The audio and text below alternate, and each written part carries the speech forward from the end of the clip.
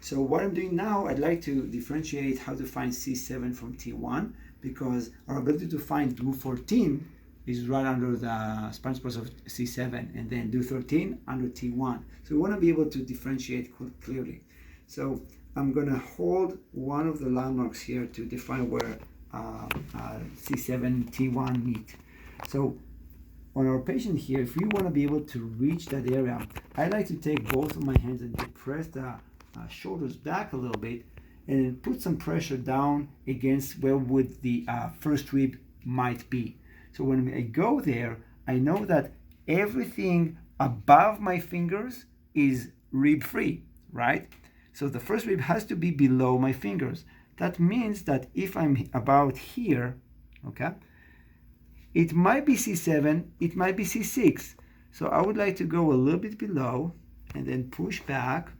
Okay, that's still clear from first rib, so that's probably C7. Now, if I go to that one and think this is C7, you see how there's a room for a rib between my fingers and that area. So that's probably the end of T1. So I have to go back right there, and that's probably C7. Okay, so I'm going to mark it there as the bottom of C7. This is also Du14.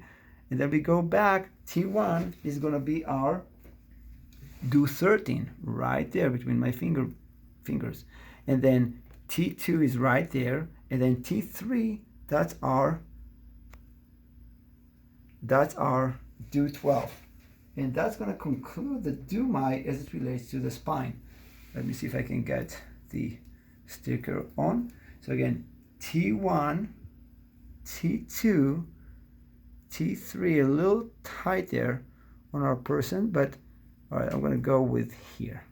Now let's say if that's Du12 and T3, T4, T5, and then T6, and T6 plus Du11 is equal, maybe I'm confusing that, but I just wanted to show the relationship between 2, 3, 4, 5, 6, 7, 8, 9, 10, 11, and then we have 13 and 14 right there.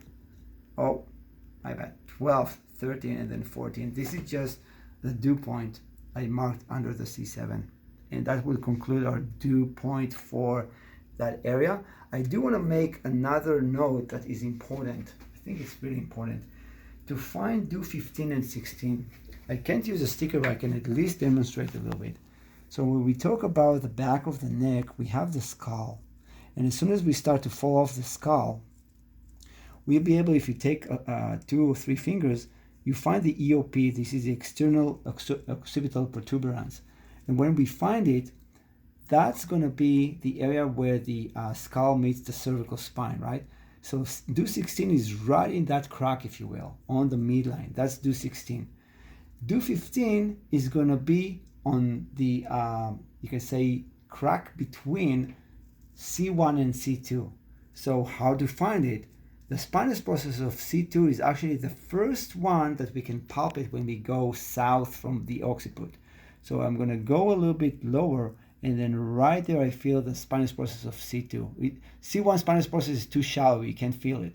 So if I got that one correct, I can assume that just above it, just slightly between what we call the superior border of the spinous process of C2, it's going to be just under C1, and that's our Du15. So it's very close. Du15 is here, whereas Du16 is going to be a little bit more here. Very close on some people, depending on the head position, depending on how we palpate it, of course. I can't put any sticker because there's hair here. All right, perfect. Thank you.